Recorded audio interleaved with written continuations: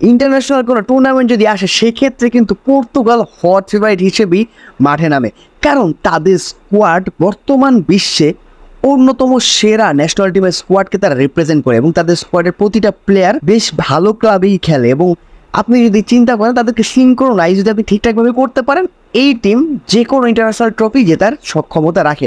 তো আসছে 2024 ইউরোর জন্য কিন্তু পর্তুগাল তাদের স্কোয়াডটা ঘোষণা করছে। তো আমরা এখন দেখবো তাদের স্কোয়াড ডেপথ কেমন, স্ট্রেংথ কেমন, বা মেইন একাদশটা কেমন হতে পারে। সো বেসিক্যালি যদি আমরা গোলকিপিং পজিশনটাতে চলে আসি, এখানে আসলে অবাক হওয়ার কিছু নেই। দিয়েগো কস্তা এখানে থাকবে, সেই যদি ইনজুর্ড হয় কোনো কারণে রুই পাত্রিসিও সেখানে হয়তো খেলবেন। তো এখানে আসলে কনফিউশনের কিছু নাই। আমরা যদি বা ডিফেন্সে চলে আসি, তো ডিফেন্সে আপনি যদি হচ্ছে ফুল ব্যাকের দিকে যদি আমরা প্রথমে তাকাই, আপনার কাছে রাইট ব্যাক অপশন আছে নেলসন সেমেডো এবং ডিয়েগো ডালো, এবং লেফট ব্যাক আপনার কাছে অপশন আছে নুনো মেন্ডেস এবং জোয়াও ক্যানসেলো। এখান থেকে আপনি খুব সুন্দর একটা পেয়ারিং করতে পারেন। আপনি চাইলে রাইট ব্যাকে হয়তো আপনি ডিয়েগো ডালো তাকে খেলাতে পারেন। মানে আমার কাছে মনে হয় না যে হচ্ছে সেমেদোকে দিয়ে স্টার্ট করানোর চান্স আছে।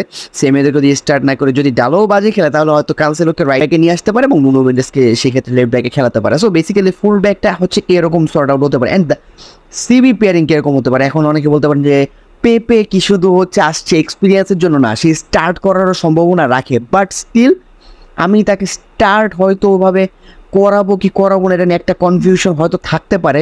রবার্তো মার্টিনেজের সেক্ষেত্রে কনফিউশন কাজ করতে পারে, বাট কারণ ইনাসিওর মতো, দেন হচ্ছে অ্যান্টোনিও সিলভার মতো আপনার কাছে প্রমিসিং হাংরি বেস্ট ইয়াং যারা ডিফেন্ডার আছে, তারা কিন্তু আপনার জন্য ওয়ে লড়তে পারবে। অ্যান্ড রুবেন দিয়াস সেখানে থাকবে অবভিয়াসলি, ইনজুর যদি সে না হয়। সো এই ডিফেন্স পজিশন আপনি দেখতে পাচ্ছেন, এইটাও defence line quite strong, sorted, speed আছে, দ্যাট তাদের মধ্যে ফিজিক্যালিটি আছে, যা আপনি ডিফেন্সটারে ভরসা করতে পারেন। এবার যদি আমরা মিডফিল্ড পজিশনে আসি, সেখান থেকে আমার কাছে মনে হয় যে পালিনিয়া, ভিটিনিয়া এবং ব্রুনো ফার্নান্দেস তাদেরকে নিয়ে আসলে হতে পারে মিডফিল্ড যে ট্রায়ো সেটা। এখন আপনার কাছে অপশন হিসেবে কী কী আছে, জোয়াও নেভেস আছে, আপনার কাছে রুবেন নেভেস আছে, আপনার কাছে ওতাভিও আছে। সো বেসিক্যালি অ্যান্ড আপনার কাছে দানিলো পেরেরা আছে। আপনাকে সেন্টার ব্যাক হিসেবে কাউন্ট করতে পারেন, আপনি চাইলে মিডফিল্ডার হিসেবেও কাউন্ট করতে পারেন, আপনার ইচ্ছা। বাট এখান থেকে আপনি আমার কাছে মনে হয় ওই তিনজন স্টার্ট করার সম্ভাবনা বেশি, এবং আপনি চাইলে সাবও করাতে পারবেন। কারণ হচ্ছে যদি ইন্টেন্স গেম খেলাতে চান, তো সেক্ষেত্রে আপনার সাবস্টিটিউট করতে হবে। আই থিঙ্ক এনাফ ডেপথ আছে সাবস্টিটিউটগুলো করার মতো। এবার যদি আমরা ফরওয়ার্ড লাইনে চলে আসি, আপনি যদি হচ্ছে রাইট উইংয়ের কথা চিন্তা করেন, সেক্ষেত্রে আপনার কাছে অপশন আছে বার্নার্দো সিলভা। আমার কাছে মনে হয় বার্নার্দো সিলভাই সেখানে হয়তো শুরু করবে। কোয়েনসাও এবং পেদ্রো নেতো তারা হয়তো সাবস্টিটিউট হিসেবেই থাকবেন। এবার যদি আমি লেফট উইংয়ে চলে আসি, সেক্ষেত্রে আপনার কাছে অপশন আছে কিন্তু হচ্ছে রাফায়েল লিয়াও এবং হচ্ছে জোয়াও ফেলিক্স, তাকে আপনি ইউজ করতে পারেন। হয়তো রাফায়েল লিয়াওই শুরু করবে মোস্ট প্রবাবলি, এটাই তার শুরু করার কথা, কারণ তার ওই পিচটাকে ড্র্যাপ করার যে ফিজিক্যালিটি বলেন, তার মধ্যে স্পিড বলেন, সেটা আছে। বাট ফেলিক্সকে যদি আমি চিন্তা করি, সে হচ্ছে একটু ইনসাইড ফরওয়ার্ড রান নিতে চেষ্টা করে বা সেন্ট্রাল এরিয়াটাকে সে অপারেট করতে চেষ্টা করে। সো বেসিক্যালি আমার কাছে মনে হয় সেক্ষেত্রে হয়তো শুরু করতে পারে রাফায়েল লিয়াও। এবং আপনি চাইলে ফেলিক্সকে, ব্রুনোকে যদি আপনি বেশি প্রেস করান, ব্রুনোটার আপনি নাম্বার 10-এ কিন্তু হচ্ছে ফেলিক্সকে খেলাতে পারবেন।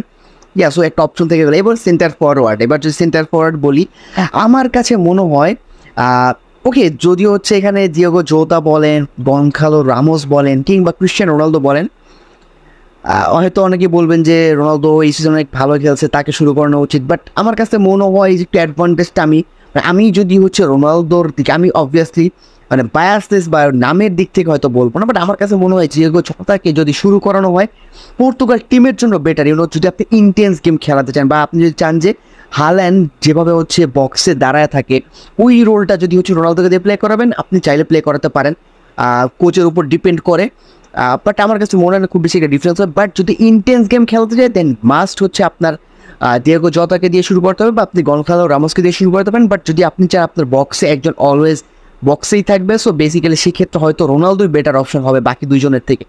So basically this is pretty much it. So একটা হাংরি স্কোয়াড ডেপথে ভরপুর।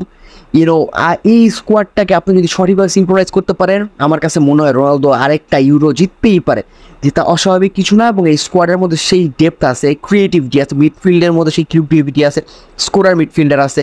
ভিটিনহার কথা বলেন, সে ক্লাবে যে পরিমাণ পারফরমেন্স দিয়েছে, চ্যাম্পিয়ন্স লিগে যেটা দেখাইছে, সেই হাঙ্গারনেস অসাধারণ। ব্রুনো ফার্নান্দেস যে ম্যানচেস্টার ইউনাইটেডের অ্যাটাক বলেন, সেই জিনিসটাকে সে অনেকটাই কি বল ইনিশিয়েট করে থাকে। অ্যান্ড হচ্ছে পালিনিয়া ভাই তাকে নিয়ে হয়তো তেমন কিছু বলারও না, তার বায়ের রুমও শোনার পর থেকে কিন্তু আপনি হয়তো তাকে অনেকটাই ফলো করছেন। সো বেসিক্যালি আপনি জানেন সে কী করার ক্যাপাসিটি রাখে, এবং বেঞ্চ থেকে যারা আসতে পারে তাদের মধ্যে সেই ক্যাপাসিটি আছে।